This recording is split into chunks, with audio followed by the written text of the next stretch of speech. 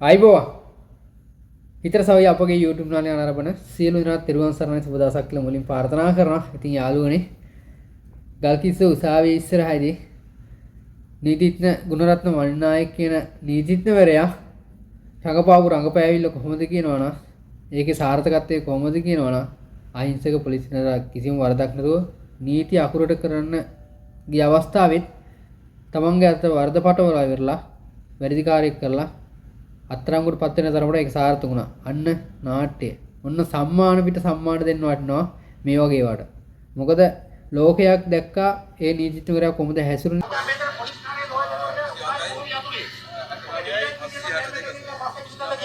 ඒකේ නම්බර එක. අනුරාධ හයිසේ 29. දැන් කියපන් ආනන්ද කියපාට නැත්නම් අපිට ගිහින් ඉන්න දෙන්න කියලා. හරිද? එල්ල කරන් දෙන්න මු දැන් එන්ටරි කරන්න ඕනේ. 96 හයිසේ 29.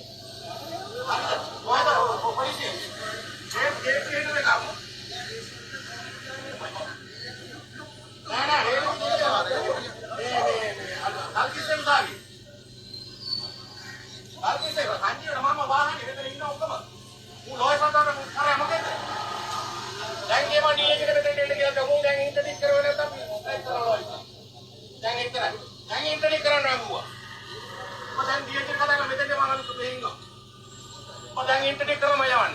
නැති වුණා මම ආයෙ උසාවියට එන්නේ නැහැ. මතක තියාගන්න. ඔව් ගන්න හදන්න එපා. මතන්න. මනින්න. ඔතනගේ පොස්ටරේ. අකුරු ගන්න එපා.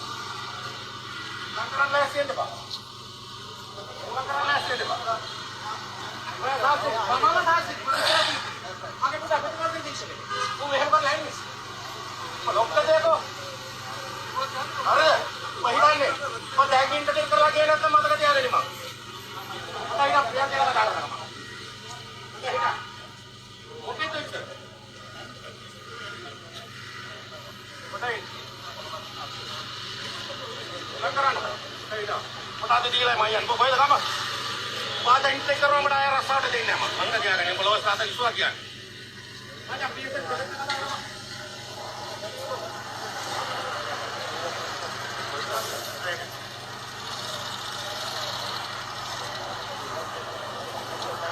नंबर ले गए हुए अब उन्हें हैंडल किया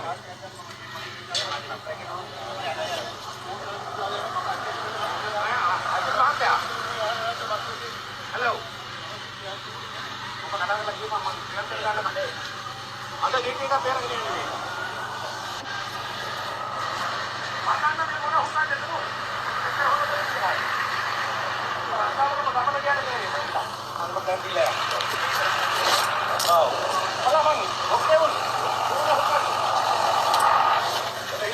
नंबर है जाने भाई कहाँ पे कर दी हाँ और ये कितना ये हाँ और जाएंगे तो जो करो ना तो हम मेरा साथ करना है और अगर क्या करेंगे वो साथ साथ करिए अरे इधर मतलब कहता मुझे जूनियर बैठते क्या बात करते यार देखा तो आगे हुक्म लेके आता इंटरटेन कर ला ये ना तमाम नॉय ने ये नॉय बनाता यार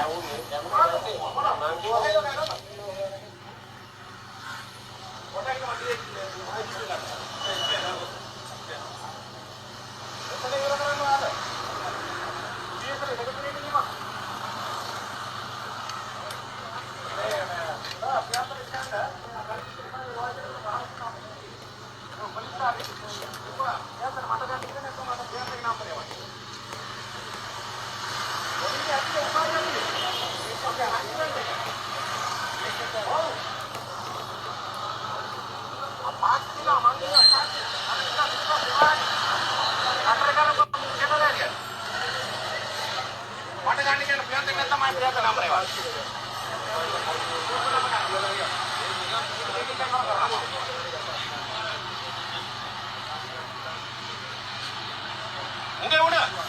පරුස වචනෙන් බැන්න අපහාස කරා අපහාසාත්මක ලෙස බැනවදිමින් තමයි ඒ වගේම තමයි ප්‍රියන්ත කියලා පුද්ගලව කතා කරනවා ඊළඟට ආනන්ද විජේපාල කියලා කෙනෙකුට කරනවා අපි දන්නේ නැහැ. හැබැයි ඒව නාටක කියන එක දැන් හෙලි වෙලා තියෙනවා.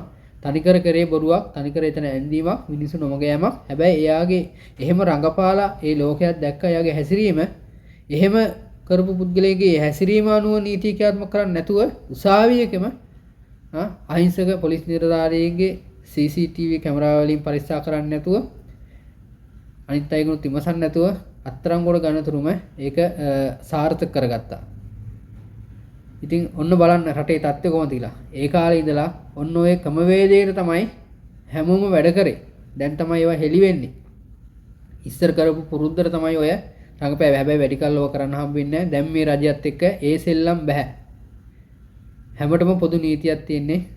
එකම රටක එකම නීතිය තමයි දැන් ක්‍රියාත්මක වෙන්නේ. ඉතින් ඒ සහෝදරයා දැන් නිදහස් වුණා ගොඩක් සතුටුයි. හැබැයි ඒ වෙනුවෙන් එකතු වුණු සියලුම දෙනාට අඩුම ගානේ අන්තර්ජාලයේ ලයික් එකක් හරි දැම්මනම් ඒ සහෝදරයා වෙනුවෙන් අන්න ඒක තමයි ගැම්ම. හදවතින්ම ස්තුතියි. ඒක තමයි අපේ සිංහලකම. කොහොමද යන නීතිඥයෝ උන්ට ඕන විදිහට නීති ක්‍රියාත්මක කරලා මිනිස්සු අතරමං කරලා වරදක් නොකරපු මිනිස්සු අද අත්අඩංගුවටපත් වෙන්නේ ඔන්න ඔය ක්‍රමවේද නිසා තමයි. හැබැයි දැන් ඒ වගේ ගැන හොයලා බලන්න ඕන, විමසන්න ඕන. මේ වගේ පුද්ගලයන්ට මේ වගේ දේවල් තව ඉදිරියට කරන්න බෑ. නීතිඥ කියන නාමෙත් එක්ක කැත කරා. ඒ නීතිඥ කියන නාමෙටත් කරේ අවනම්බුවක්. මේ වගේ දේවල් වලට ඇත්තටම විරුද්ධව නැගී හිටින්න ඕන. හරිම ලැජ්ජා. නීතිඥයෝ කිසිම කෙනෙක් ඉදිරිපත් උනේ නැහැ ඒ සහෝදරයා වෙනුවෙන්. අන්න බලන්න කොහොමද උන්ගේ තියෙන පාහර ගතිය, උන්ගේ තියෙන කැත ගතිය. ඒ කියන්නේ අර ප්‍රජන්ටත්වයේම තමයි උන් තාම ක්‍රියාත්මක වෙන්නේ. උන්ගේ බලය පතුරන හදන්නේ. අපේ ওই රටේ ඕක හැටියක්නේ. සමහර ආයතන වලට ගියාම ඒ ආයතන වල නිලධාරි හිතන් ඉන්නේ ඒ ආයතන අම්මප්පේ බූදලේ Tamanට උරුමයෙන් හම්බුන දේවල් කියලා. පොලිසියකට ගියත් පොලිසිය බලතල පාවිච්චි කරන අහිංසක මිනිහා සාධාරණ ගන්නෑ. එතන එයාගේ ලොක්කම් පෙන්වන්නේ. ආයතනයක සේවය කරන්න ගියත් ඒ නිලධාරිය උන්ගේ ලොක්කම් තමයි පෙන්වන්නේ. උන්ගේ තග දාන්නේ. ඉස්පිරිතාලට ගියත් ඒ වගේ. ඔය රාජකාරියට යන අපේ ලංකාවේ හැම ආයතනෙට ගියාම ගරුත්වයක් නැහැ, ගරු කිරීමක් නැහැ, කිසිම මනුස්සකමක් නැහැ. උන්ගේ ලොකුකම් පෙන්වන්නේ. බැංකුවට ගියත් ඒ වගේ. හරි නීතිය කතා කරන්නේ. මාර නීතියක්. අහිංසක මිනිහා කියන්නේ සේවයක් කරන්න. අහිංසක මිනිස්සයාගේ ඒ වැට් මුදලෙන්ම තමයි මේ මිනිස්සු නඩුත් වෙන්නේ. හැබැයි ඒ හැම තැනදීම උන් අහිංසක මිනිස්සු යට කරගෙන උන් බලය පෙන්වනවා එතනට ගියාම. අර ගෙදරකට ගියාම ඇති කරන බල්ලෙක් බුරන්නේ. ආන් ඒ වගේ තමයි. ඔක අපේ අයගේ ඔළුවේ අමුතු මේ දෙයක් මවාගෙන තියෙනවා. වැඩි ඕනේ අහිංසක මිනිස්සුන්ගේ ඡන්දයෙන් බලයට ආවම දේශපාලනය කොහොමද වැඳගෙන ඉන්නේ? අවසානයේ බලය ගත්තාම, නිලය ගත්තාම කොහොමද තනතුරු හම්බුනාම? අපි යන්න ඕන කාණුවේ උන් යනවා අඟල් 3ක් විතර උඩින්. අන්න ඕක තමයි කියන්නේ ඔය ක්‍රමයේ වෙනස් වෙන්න ඕන. ඔය ඔළුව ඉඳමිලා තියෙන ක්‍රමයේ වෙනස් වෙන්නේ නැතුව කවදාවත් රටක් හදන්න බෑ. තමන් ඒ තනතුරු දරන්නේ ඇයි? ඒකෙන් කරන්න ඕන සේවය මොකද්ද? ඒක නෙමෙයි පැහැදිලි වෙන්නේ. උන්ගේ දේවල් කරගන්න තමයි ඒක ආයුධයක් කරගන්නවා. ඒ නිසා තමයි ඒ කාලේ ඉඳලම ওই දේශපාලනඥයෝ තමයි ඕක ওই විදිහට වැඩපිළිවෙලක් වෙන්න තරමට පත් උනේ. ওই ක්‍රමයට පත් කරේ ওই දේශපාලනඥයෝ. ඒ කාලේ ඉඳලා බලේ නිලේ පතුරවමින් උන්ට ඕනි දේවල් කරගත්තා. ඒකනේ අර පුරුද්දට කෝල් කරේ. මම පියන්තර කතා කරනවා. මම විජේපාල කතා කරනවා. අපි ඒක බැජ්ජේ කියලා කිව්වේ. ඒ කාලේ බැජ්ජලා හිටියා. හැබැයි දැන් එහෙම බෑ. දැන් එහෙම නැහැ. දැන් කෝල් එකකින් කරන වැඩ වෙන්නේ නැහැ. අපි දැක්කා යම් අසාධාරණ සිද්ධ වුණා ඒ සහෝදරයන්. නමුත් අද නිදහස් වෙලා තියෙනවා. ඉතින් බොහොම සතුටුයි. ඒ වෙනුවෙන් එකතුණු, ඒ වෙනුවෙන් කතා කරපු, ඒ වෙනුවෙන් හඬක් නවූ සියලුම දෙනාට නැවත වතාවක් ස්තුතිවන්ත වෙනවා. ඒක තමයි වෙන්න ඕන. එකම රටක එකම නීතියක් තියෙන්න ඕන. කොයි තරතරම හිටියත් මොන නිලතර දරුවත් දන්නේ තමන්ගේ වෙන්න ඕන සේවය තමයි. ඒ තනතුරේ ඉන්නේ තමන් සේවයක් කරන්න. ඒ සේවය වෙන්න ඕන. ඒක නිසා අපි බලමු ඉදිරියේදී කොහොමද ඒවට වැඩපිළිවෙල වෙන්නේ.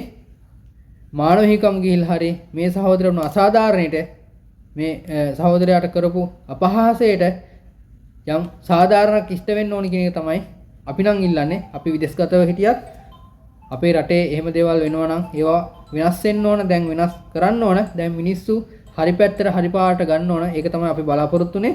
ඉතින් අනුර කුමාර ප්‍රේමක රජයෙන් අපි ඉල්ලන්නේ ඉතා ආදරෙන් මෙන්න මේ පාහර වැඩ මේ අනවශ්‍ය විදිහට බලය පතුරවමින් අහිංසක මිනිස්සු පීඩාවටපත් කරන අහිංසක මිනිස්සු තලාපෙලා දාන ක්‍රමවේදය ඉක්මනින්ම විනාශ කරන්න.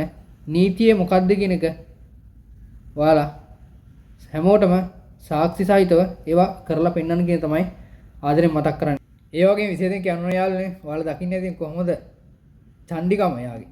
හැබැයි එච්චරම් චණ්ඩිකම් පෙන්නපු පුද්ගලයා කැදීමක් කළා තියෙනවා කට උත්තරයක් ගන්න කියලා. ඉතින් ගුණරත්න වන්නායක කියන නීතිඥවරයා කට උත්තරය දෙන්න ඇවිල්ලත් නැහැ. අවසානට පොලිසිය ගෙදරට ගියාට පස්සේ ඒ ගෙදර ඉඳලත් නැහැ. නැට්ට පුගේ ගාගෙන හැංගිලා. සිංහනාද බලු කෙඳිරිය. ඕක තමයි කියන්නේ තොපේ රංගපෑම තොපිට තමයි. දැන් තොපේ ඔය රංගපෑම වලින් තොපේ ඔය දේවල් වලින් මිනිස්සු රවට්ටන්න බෑ. අහිංසක මිනිස්සු දැන් හැමදේම අවබෝධ කරන් තින්නේ. පාට පක්ෂ ಜಾති ભેද බෙදලවත් එහෙම නැත්තම් තොපේ බලය පෙන්නලාවත් තොපේ නිලයේ පෙන්නලාවත් අහිංසක මිනිස්සු යට කරන්න බෑ. යට වෙන්නේ නැහැ. ඒ කාලේ පහු වුණා. දැන් කාලේ වෙනස් තාලේ වෙනස්. ඒක තමයි කියන් තියෙන්නේ. අපි බලමු යාළුවනි. කොයි විදිහට මේවා සාධාරණ විදිහට විසඳෙයිද කියලා අපි බලන් ඉමු. එහෙනම් ඉදිරියේදී කොයි දේ වුණත් අපි හැම වෙලේම සාධාරණ වෙනුවෙන් කොන්ද කෙලින් තියන කතා කරන එකක් කියනවා. එහෙනම් මෙවැනි වීඩියෝ එක හැමතුරුන් දැනට ඔබෙන් සමු ගන්නවා. හැමෝටම ජය වේවා.